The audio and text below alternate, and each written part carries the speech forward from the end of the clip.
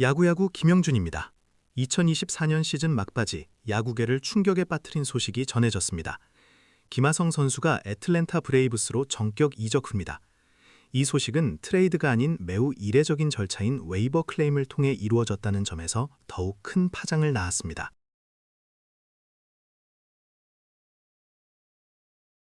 팀의 최고 유망주 카슨 윌리엄스가 마침내 메이저리그에 데뷔하면서 선수단 정리 필요성을 느낀 템파베이 레이스는 김하성을 철회 가능한 웨이버 명단에 올렸습니다.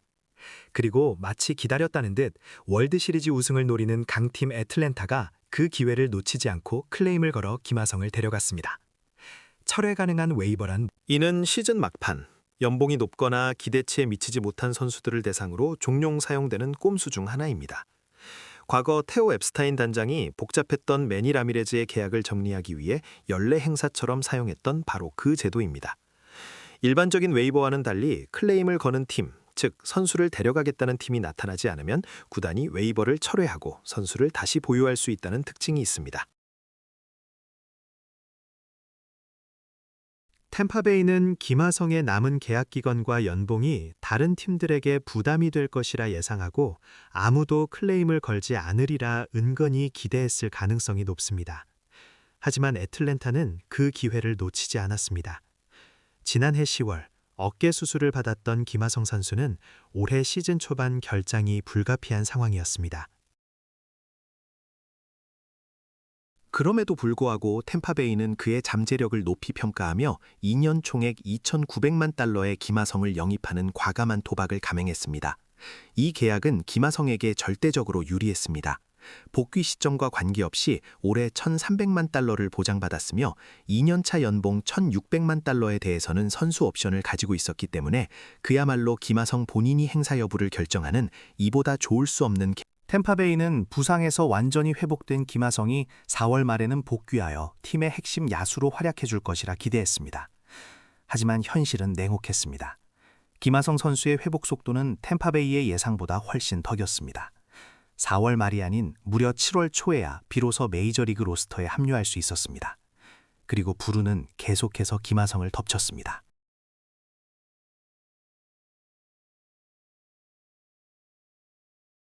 돌아오기 직전에는 햄스트링 부상으로 잠시 주춤했고 복귀 후에도 3루 도루를 시도하다 종아리 경련을 일으키며 다시금 경기에 나설 수 없었습니다. 여기에 두 번의 허리 부상까지 겹치면서 김하성은 템파베이 유니폼을 입고 단 24경기 출전에 그치고 말았습니다. 그 짧은 기간 동안 성적 역시 기대 이하였습니다. OPS는 겨우 6할 1푼 1리에 맞물렀고 그가 보여주던 수비에서의 안정감이나 공격에서의 폭발력은 찾아보기 힘들었습니다. 템파베이 입장에서는 야심차게 영입한 선수가 부상으로 시달리며 단기적인 전력 보강에 실패하는 최악의 시나리오를 맞이한 것입니다. 클레임을 걸어 선수를 데려가는 팀은 남은 계약을 그대로 승계해야 합니다. 따라서 애틀랜타는 김하성의 올해 남은 연봉 약 200만 달러와 더불어 내년 연봉 1,600만 달러에 대한 선수 옵션까지 떠안게 되었습니다. 반면 템파베이는 김하성에게 지급해야 할 총액 2,900만 달러 중 이미 지출한 1,300만 달러를 제외하고 나머지 1,600만 달러의 의무에서 벗어날 수 있게 된 것입니다. 이 이적을 통해 템파베이는 김하성에게 1,100만 달러를 줄이는 효과를 보았습니다. 유망주를 받거나 다른 전력을 보강하는 트레이드를 한 것도 아니었지만 결과적으로 김하성 영입이 성공적이지 못했음에도 불구하고 웨이버를 통해 피해를 최소화할 수 있었습니다. 이것은 냉정한 프로스포츠의 세계에서 템파베이가 보여준 처절한 손절 방식이었습니다. 하지만 애틀랜타가 김하성을 영입한 배경에는 유격수 포지션에 대한 깊은 고민이 자리 잡고 있었습니다. 애틀랜타는 16년 쉘비 밀러를 내주고 애리조나에서 데려왔던 댄스비 스완슨이 6년간 유격수를 맡으며 팀의 기둥 역할을 했습니다. 그러나 애틀랜타는 FA로 풀린 스완슨을 잡지 않았고 스완슨은 시카고 컵스와 7년 1억 7,700만 달러의 대형 계약을 맺고 2023년 팀을 떠났습니다. 애틀랜타에게는 갑작스러운 공백이 생겼지만 뜻밖의 복덩이가 등장했습니다. 미러키 시절 파이프라인 유망주 6위에 올랐지만 메이저리그에서 실패하며 2021년 4월에 데려왔던 올랜도 아르시아가 생각보다 괜찮은 활약을 펼치며 스완슨의 빈자리를 훌륭하게 메워주었습니다. 아르시아는 평균적인 공격력과 평균 이상의 수를 기록했고 미리 맺어둔 3년 730만 달러 계약 덕분에 연봉도 저렴했습니다. 하지만 지난 시즌 공격력이 급격히 무너졌고 수비까지 흔들리기 시작하자 애틀랜타는 결국 올 시즌 개막을 앞두고 아르시아를 방출하는 결정을 내립니다. 이후 애틀랜타는 지난해 11월 오클랜드 애슬레틱스에서 데려온 닉 앨런에게 주전 유격수를 맡겼습니다. 앨런은 수비에서는 경이적인 활약을 펼쳤습니다. 메이저리그 전체에서 메이슨 밀러나 바비 위트 주니어에 이어 수비 기여도 3위에 오르는 대활약을 선보였습니다. 그러나 문제는 공격이었습니다. 앨런의 공격 수준은 아르시아보다도 훨씬 떨어졌습니다. 앨런의 타율은 2할 2푼 1리, 출루율 2할 8푼 1리, 장타율 3할 2푼으로 WRC 플러스가 애틀랜타는 닉 앨런의 수비력은 인정하지만 이 정도 공격력으로는 내년에 우승 재도전을 할 수 없다는 냉철한 판단을 내리게 된 것입니다. 바로 이 지점에서 김하성이 필요했습니다. 애틀랜타는 김하성에게 내년 시즌 주전 유격수를 맡기고 닉 앨런을 수비형 유틸리티 플레이어로 활용하기 위해 템파베이에서 어떤 선수가 웨이버가 되었을 때 클레임을 걸 수 있는 권리는 성적의 역순으로 주어지게 됩니다. 시즌 전만 하더라도 우승 후보로 꼽혔지만 결국 실패한 시즌을 보낸 애틀랜타는 콜로라도, 화이트삭스, 워싱턴, 피츠버그, 볼티모어에 이어 6번째 순번을 가지고 있었습니다.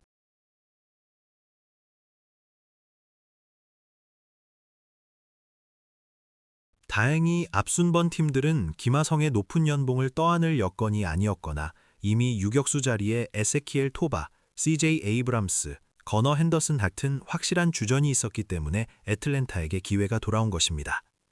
애틀랜타가 김하성을 데려간 또 다른 이유는 흥미롭게도 그가 샌디에이고 시절 애틀랜타를 상대로 극강의 활약을 펼쳤던 점이 반영되었을 수 있습니다. 김하성은 애틀랜타 브레이브스를 상대로 통산 OPS 8할을 기록했으며 특히 애틀랜타의 홈구장인 트루이스트 파크 13경기에서는 타율 3할 3푼 3리, 출루율 3할 8푼 9리, 장타율 6할 2푼 5리, 3홈런 11타점으로 펄펄 날았습니다. 올해는 실망스러운 시즌을 보냈지만 애틀랜타는 내년에 최고의 로테이션을 구축할 수 있습니다. 크리스 세일을 필두로 스펜서 슈엘 넘버, 스펜서 스트라이더, 레이날도 로페스, 그리고 그랜트 홈즈와 허스턴 와일드랩 같은 젊은 투수들이 등장했기 때문에 선발진이 건강하다면 엄청난 전력을 자랑할 것입니다. 올해 실망스러웠던 타자들 역시 내년에 반등할 가능성이 높으며 이글레시아스가 FA로 떠나는 불펜을 재정비한다면 내셔널리그 최고의 전력도 김하성 선수 역시 이제 습하고 폐쇄적인 트로피카나 필드가 아닌 열기가 더 뜨거운 트루이스트 파크에서 FA를 위한 제도약을 준비할 수 있게 되었습니다. 김하성은 애틀랜타로 가게 됨으로써 샌디에이고 시절 가장 친했던 절친한 동료 유릭슨 프로파와 재회하게 되었습니다.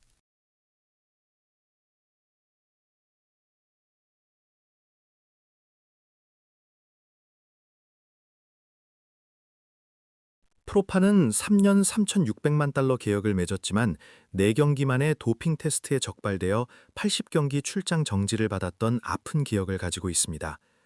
하지만 프로파는 김하성보다 하루 빠른 7월 3일에 돌아와 53경기에서 OPS 8할 7푼 8리라는 대활약을 펼치고 있습니다. 과연 김하성 선수 역시 내년에 대활약을 펼쳐 애틀랜타에 큰 기여를 하고 야구야구 김영준이었습니다. 야구야구 김영준입니다. 과연 김하성 선수 역시 내년에 대활약을 펼쳐 애틀랜타에 큰 기여를 하고 FA 시장에 화려하게 등장할 수 있을까요? 애틀랜타가 김하성을 데려간 이유는 오직 하나, 현재 유격수 포지션에 대한 심각한 고민 때문입니다.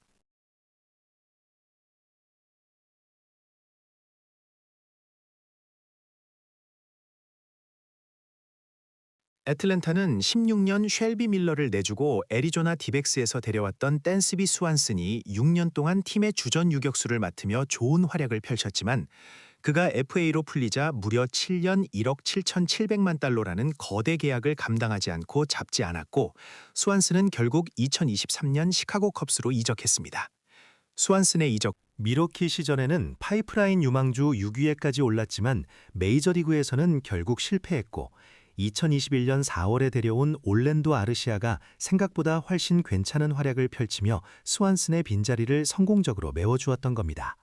아르시아는 2023년 평균적인 공격력과 평균 이상의 수비력으로 무려 승리 기여도 2.4를 기록했고 하지만 지난해부터 아르시아의 공격력이 급격히 무너지기 시작했고 심지어 수비까지 흔들리는 모습을 보이자 애틀랜타는 올 시즌 개막을 앞두고 아르시아를 방출하는 초강수를 둡니다. 그 결과 애틀랜타는 지난해 11월 오클랜드 애슬레틱스에서 데려온 닉 앨런에게 주전 유격수 자리를 맡겼습니다. 앨런은 수비만큼은 정말 대단했습니다.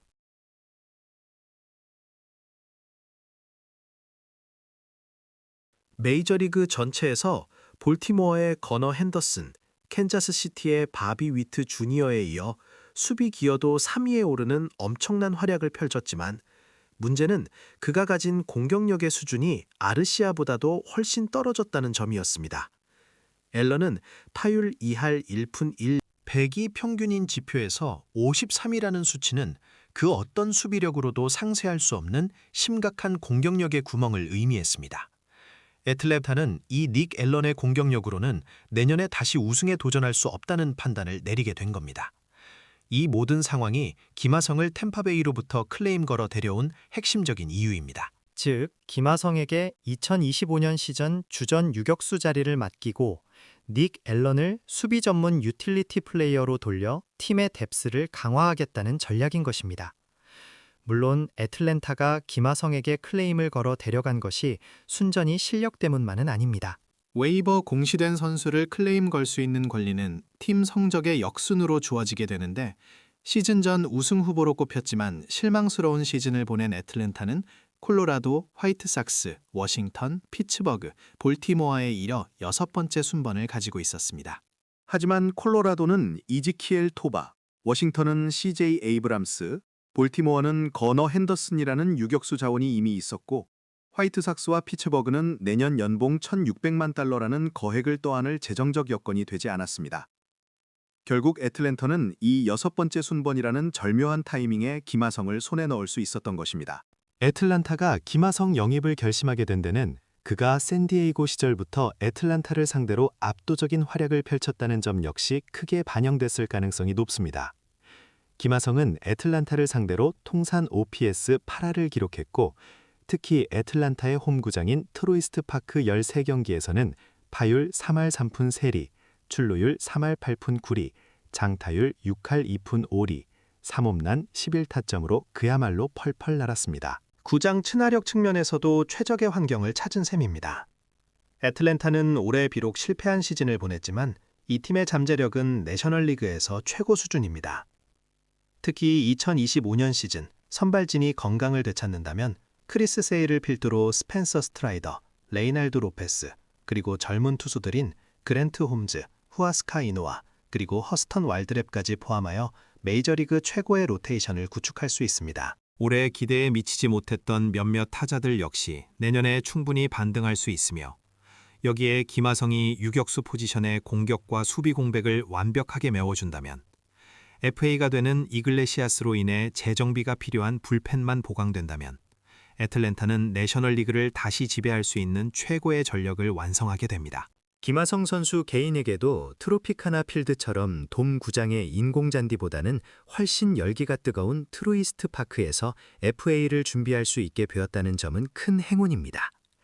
애틀란타는 강력한 우승 후보팀이며 김하성은 주전 유격수로서 매일 주목받는 환경에서 자신의 가치를 최고로 끌어올릴 기회를 얻었습니다. 현재 친구 프로파가 부활에 성공하며 팀에 큰 기여를 하고 있듯 김하성 역시 내년에 대활약을 펼쳐 애틀랜타의 우승에 결정적인 기여를 하고 2026년 FA 시장에 자신의 이름 석자를 화려하게 아로새길 수 있을지 모두가 주목하고 있습니다.